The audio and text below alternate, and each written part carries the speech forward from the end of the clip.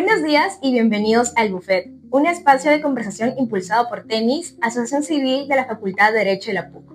Mi nombre es Nicole Medrano y estaré dirigiendo este episodio. En esta ocasión, desde nuestra sección de Barra Libre, tenemos el gusto de compartir esta mesa junto a nuestro aliado institucional, Rodríguez Angobaldo Abogados, estudio con una destacada trayectoria en arbitrajes, litigios y resolución de controversias, tanto a nivel nacional como internacional. Para conversar sobre el control constitucional de los laudos arbitrales, nos acompaña el doctor Rafael Sánchez Ríos, asociado senior del área de arbitraje, y Joel Campos Camargo, asociado principal del área de litigios. Muchísimas gracias a ambos por estar el día de hoy con nosotros.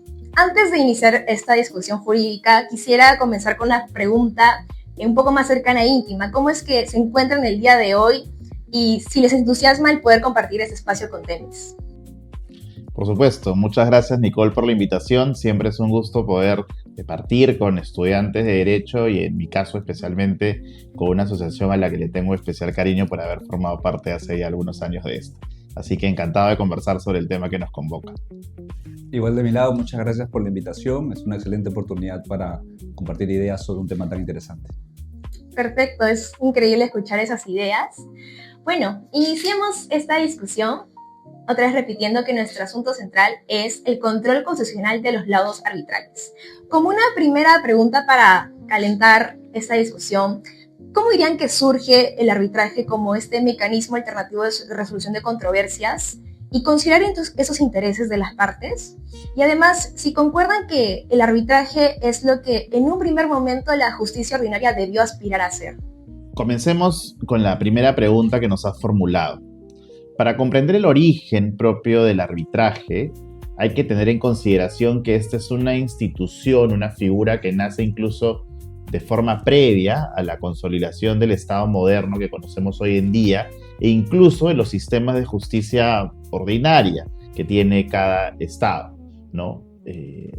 Desde las primeras formas de organización social siempre ha habido la necesidad de confiar la resolución de controversia, la solución de una disputa a algún tercero respetado y reconocido por las partes para que pusiera fin a estos asuntos discutidos, ¿no? Sin embargo, hay que identificar como un punto muy particular el surgimiento, la aparición de el intercambio comercial, principalmente en la Edad Media en adelante, en la que se viene a desarrollar una serie de lex mercatoria conocida en estos intercambios y que es la que comienza a aportar en el desarrollo de los usos y costumbres comerciales, que incluyen además la posibilidad de recurrir a terceros para que pongan fin a estas discusiones que surgen naturalmente en este intercambio comercial.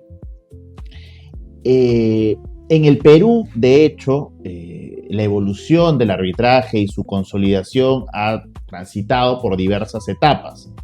Hoy el arbitraje es reconocido en el artículo 139 de la Constitución como jurisdicción, como una jurisdicción especial distinta a la jurisdicción estatal, si queremos definirla de esa manera.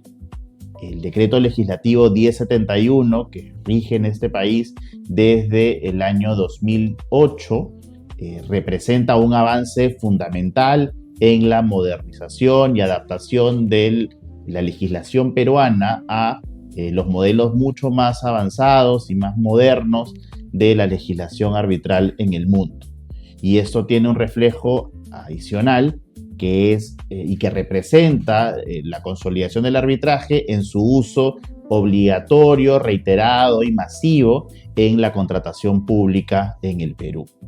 Sobre la última parte de tu pregunta respecto de si el arbitraje representa todo eso que la justicia ordinaria quisiera hacer, ciertamente el arbitraje presenta una serie de beneficios de celeridad, de especialidad, ¿no? Y presenta hasta cierto punto una confiabilidad mayor que la justicia ordinaria por los problemas que suele presentar debido a una serie de razones estructurales, ¿no?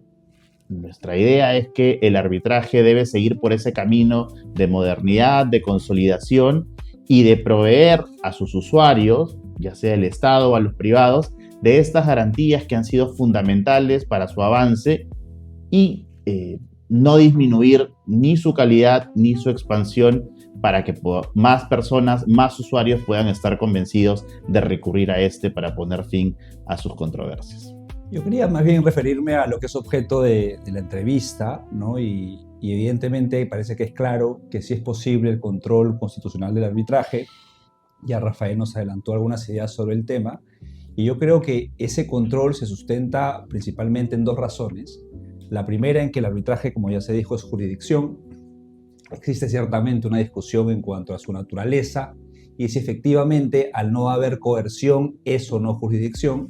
Sin embargo, independientemente de esa discusión esencialmente doctrinaria, es claro que se resuelven conflictos relevantes, con relevancia jurídica, y además que existe un reconocimiento expreso en nuestra Constitución y unánimemente en la jurisprudencia acerca de la naturaleza jurisdiccional del arbitraje.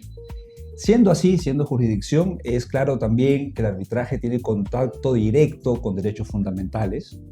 Por lo tanto, las decisiones de los árbitros, así como ocurre con las decisiones de los jueces, son y deben ser objeto de control constitucional. En segundo lugar, el arbitraje en sede arbitral se ejerce poder. Por ejemplo, al emitirse un laudo, este laudo tiene la calidad de título ejecutivo, con lo cual puede dar lugar a un proceso de naturaleza ejecutiva también. Siendo así, dado que no hay zonas exentas de control, el arbitraje como mecanismo de solución de controversias también puede ser objeto de control constitucional. Ahora más bien una pregunta es básicamente ¿cómo podemos entender el que se realice este control constitucional? ¿Cómo es la modalidad en la que los jueces o quienes pertenecen a esta justicia estatal es que hacen la revisión? ¿Hay algún mecanismo, algún parámetro para hacer este control? Sí, ahí me gustaría hacer una pequeña introducción antes de profundizar en algunos conceptos más vinculados a la jurisdicción constitucional, si se quiere propiamente, ¿no? Nosotros entendemos muchas veces, algunas incluso personas quienes no son formados en derecho, que el control constitucional lo realizan los jueces constitucionales o el Tribunal Constitucional únicamente. Sin embargo, en el caso del arbitraje, los primeros garantes de que se respeten los derechos fundamentales en un proceso arbitral, en un arbitraje para las partes, son los árbitros. En un proceso regular, llevado con mínimas garantías del debido proceso, no debería haber ningún inconveniente respecto de ello. Pero en caso lo hubiese, o alguna de las partes considerase que algún derecho fundamental, esencial, no hubiese sido respetado, la vía idónea que recoge el decreto legislativo 1071 que norma el arbitraje es el recurso de anulación del laudo. En el recurso de anulación del laudo está vedada la posibilidad de cuestionar el fondo, los criterios, las razones que han llevado a un tribunal a decidir por una u otra opción discutida en el arbitraje. Pero está orientado, sí, a hacer un control, o que se realice un control constitucional también de las garantías mínimas de la conducción de ese procedimiento.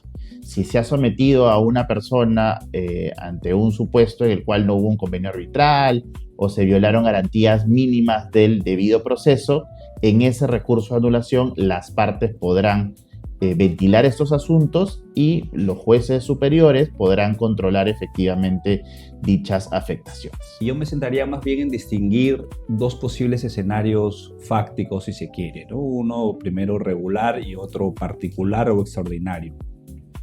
En el escenario regular ya se nos ha dicho también que el arbitraje es un mecanismo de solución de controversias que funciona bien, al punto que la comunidad arbitral internacional ha reconocido múltiples veces las bondades de nuestra ley, y nuestro sistema de inversiones también se sustenta o utiliza el arbitraje como un mecanismo eficiente y central. Es por esta razón que nuestro sistema busca proteger esta eficiencia. ¿En qué se traduce eso? No se quiere que una de las partes del arbitraje busque tutela judicial para entorpecer el correcto desarrollo de un proceso arbitral y del sistema arbitral en general. Siendo así, la propia ley de arbitraje recoge una serie de restricciones. Por ejemplo, el numeral número 1 del artículo 41 de esta ley establece que los únicos competentes o los únicos que pueden decidir sobre su competencia son los árbitros. Y en segundo lugar, la 12ª disposición final establece que la anulación del laudo, el proceso de anulación del laudo, es un mecanismo igualmente satisfactorio al amparo. Entonces, si observamos solamente esta última regla, quedaría claro en principio que el amparo no es procedente para cuestionar el laudo y en general una decisión arbitral. Sin embargo, la casuística evidentemente va evolucionando en el tiempo y esto ha generado que nuestra jurisprudencia también cambie en el tiempo. Por ejemplo, al día de hoy existe un precedente vinculante, que es el precedente María Julia, que establece como regla general en su fundamento número 20 que el amparo contra el laudo es improcedente. Pero al mismo tiempo establece en su fundamento siguiente, en el fundamento 21, 3 reglas de excepción. La primera es que resultará procedente cuando el laudo vulnera frontalmente un precedente vinculante del TC, cuando ejecuta, lleva a cabo control difuso de una norma cuya validez ya ha sido ratificada, y en tercer lugar, cuando es entablado por un tercero ajeno al convenio arbitral y que no sea evidentemente una parte no signataria, ¿no? Esta revisión consagrada, desarrollada en términos jurisprudenciales, tiene el límite que ya nos comentó Rafael. Nunca puede tocar el fondo de la controversia. ¿Qué significa el fondo? Por ejemplo, la aplicación o no aplicación de una norma, la interpretación correcta o incorrecta de un dispositivo o la indebida valoración de un medio de prueba. ¿Qué sí puede ser objeto de control? La forma. ¿Y qué llamamos forma? Las garantías mínimas del debido proceso. Por ejemplo, no valorar un medio de prueba. Y aquí es importante señalar que no es lo mismo valorar indebidamente un medio de prueba, que eso supone, como acabo de decir, un tema de fondo, que no valorar en absoluto un medio probatorio, que sí es un asunto de forma. En conclusión, en el escenario regular es posible el control con ciertas reglas que establecen un objetivo restringido en relación al control del arbitraje. ¿Qué pasa en el otro escenario, en el escenario particular o extraordinario? Acá la situación cambia drásticamente porque estaríamos ante un pseudo proceso arbitral. Un proceso arbitral que casi siempre desde su origen se desarrolla transgrediendo de forma sistemática derechos fundamentales. ¿De qué manera? Múltiples maneras. Por ejemplo, no existe un convenio, el convenio es nulo, se activa el proceso ante una institución no pactada por las partes o durante el trámite del proceso se vienen restringiendo derechos fundamentales de las partes, como por ejemplo la facultad de designar un árbitro, ¿no? Entonces, escuchando este panorama desalentador, uno se preguntaría, ¿esto ocurre realmente en la práctica? E infelizmente sí ocurre. Es más, es un hecho notorio que ocurre, ¿no? La prensa se ha ocupado de este asunto y ha incluso listado una serie de supuestos centros arbitrales que son usados para este tipo de maniobras ilegales. A propósito de esta entrevista, nosotros hemos identificado más o menos 10 procesos de amparo en los que de forma recurrente se demanda a uno de estos centros arbitrales usados para este tipo de fines ilícitos, ¿no? Entonces, en este escenario regular, la pregunta que cae madura ¿es posible exigir que las partes esperen que el proceso concluya? Aquel que ve lesionados sus derechos fundamentales estaría en la obligación de esperar el trámite del arbitraje y luego activar un proceso de anulación del laudo. Nosotros creemos que eso no es razonable, ¿no? En este supuesto fáctico concreto, la demanda de anulación del laudo no es un mecanismo igualmente satisfactorio al amparo. Nosotros tenemos que recordar que en función al precedente del Gorríos, se tiene que hacer un análisis del mecanismo en concreto desde una óptica objetiva y subjetiva y finalmente se decidirá cuál es el mecanismo correcto en función al contexto particular. Y así lo ha desarrollado también la jurisprudencia, aplicando de forma correcta y siempre en aplicación del principio pro homine el precedente María Julia. La justicia constitucional ha venido otorgando tutela constitucional en procesos de amparo contra decisiones, por ejemplo, distintas al laudo, contra actos de ejecución del laudo, contra medidas cautelares dictadas de forma irregular también. Entonces, en resumen, el control constitucional es posible, pero con matices dependiendo del caso concreto y en qué contexto nos encontremos. Más bien quería ahora apuntar con la siguiente pregunta que verificar si es que con este control que se hace a los laudos, ¿estamos realmente logrando que este mecanismo sea más eficiente? ¿Se está haciendo ese tipo de correcciones y críticas a cómo es que se ha llevado a cabo este proceso?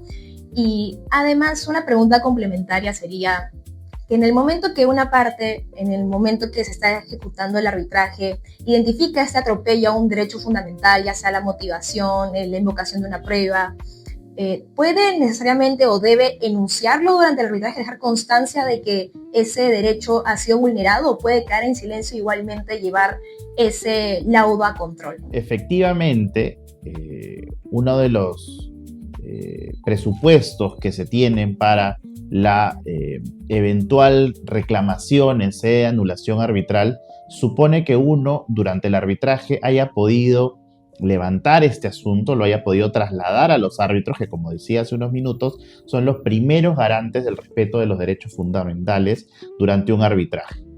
Ante la advertencia de algún vicio procesal, alguna afectación de derecho fundamental, la parte está en la posibilidad de denunciar ello, de ponerlo en conocimiento de los árbitros, y ante una decisión que no controle dicha vulneración, la parte tendrá habilitada la posibilidad de recurrir esto una vez concluido el arbitraje y emitido el laudo correspondiente, porque bajo esa consideración se habrá transcurrido por un arbitraje y se habrá emitido un laudo que contraviene o en contravención de los derechos fundamentales de una de las partes.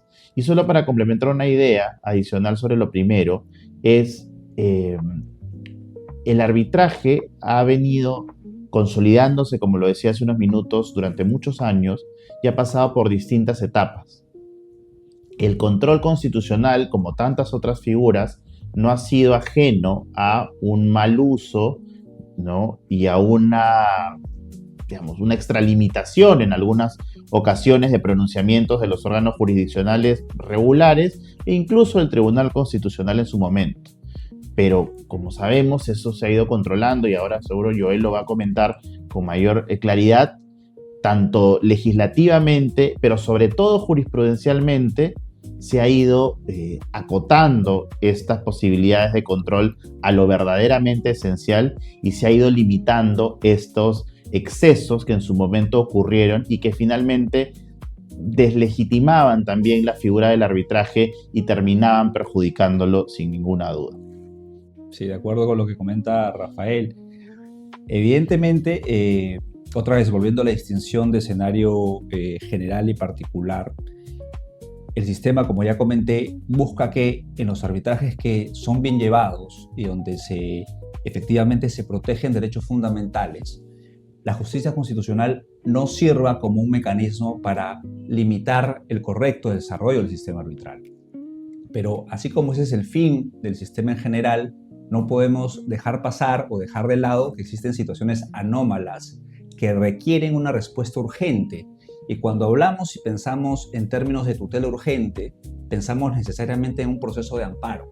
Entonces, respondiendo a tu segunda pregunta, si se instaura un proceso evidentemente anómalo y irregular, yo sí creo que la parte que es indebidamente incorporada en este proceso no tiene la carga de presentarse a ese arbitraje y denunciar la transgresión, porque no firmó ningún convenio arbitral, porque se instaura el arbitraje en un centro indebido, o no pactado, o por múltiples razones. En ese escenario claramente especial, anómalo, desde la óptica nuestra, es posible que esta persona en particular solicite tutela constitucional. Y en esa línea, como comenté en la respuesta anterior, la jurisprudencia ha ido delimitando el foco de acción y qué es aquello que va a proteger, ¿no? Creemos entonces que no resulta necesario modificar el precedente María Julia, como algunas personas lo plantean en distintos foros. Basta que se interprete de forma correcta, se haga una aplicación proactiva y defensiva de derechos fundamentales y se aplique la regla en función al contexto en el que nos ubiquemos, regular o extraordinario. ¿Cómo creen que podríamos quizá ya mitigar esta ocurrencia, ¿no? De que el control no se ha usado contrario al principio de eficiencia del arbitraje, a pesar de que ya existen estas reglas, ¿no? Como bien mencionan, a cómo es que se puede recurrir a esta acción de control. ¿Hay alguna forma más, quizá, extraordinaria de cómo es que podemos mitigar ese uso contrario del control constitucional? A ver, siempre cuando hablamos de un conflicto de intereses, el operador jurídico, el tercero llamado a resolver la controversia, es quien identifica la regla aplicable y quien finalmente decide en uno u otro sentido. Entonces, yo creo que tenemos reglas claras, reglas que están sujetas siempre a interpretación en función al contexto y caso particular. Lo que sí creo que deberíamos buscar es un acercamiento de los jueces constitucionales a materias arbitrales, de modo que sean mucho más fáciles para ellos identificar y aplicar las reglas concretas. Sería muy riesgoso desde mi óptica, por ejemplo, pensar en una limitación abstracta del proceso constitucional de amparo, puesto que dejaríamos casos concretos en indefensión.